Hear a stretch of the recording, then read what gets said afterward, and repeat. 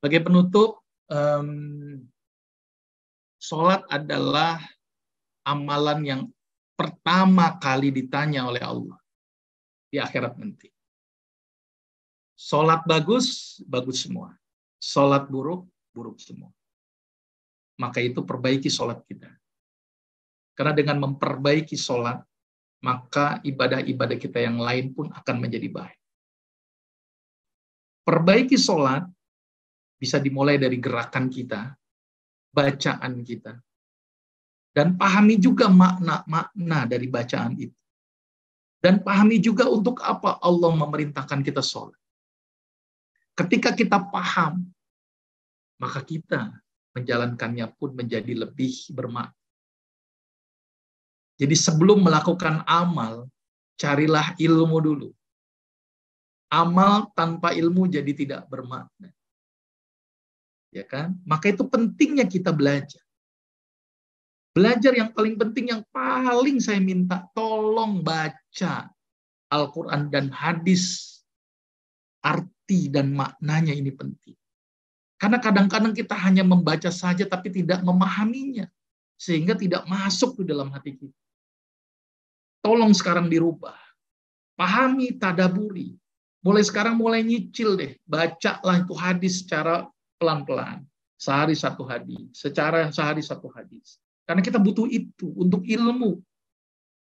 Karena ternyata kita itu sering tidak memiliki ilmu karena kita tidak mau membaca.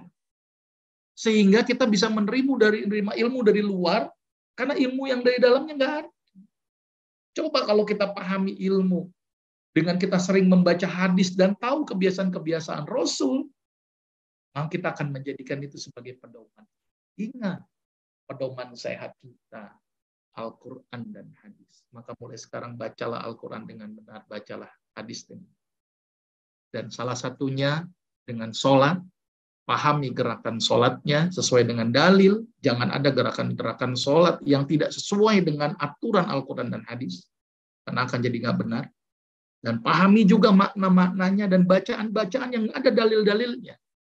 Karena kalau tidak ada dalilnya, berarti kan kita bisa melakukan kesalahan dalam melakukan aspek kita.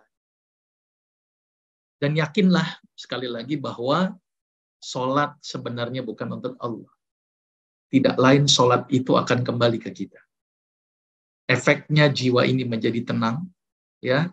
Bonusnya sehat. Maka perbaiki sholat kita, semoga sehat menjadi bonus buat kita. Mudah-mudahan bermanfaat dan mohon maaf kalau saya ada kata-kata yang salah. Ya, mungkin terlalu semangat nih saya neranginya. Mudah-mudahan menjadi motivasi saya juga untuk khususnya saya nih biar sholatnya benar gitu.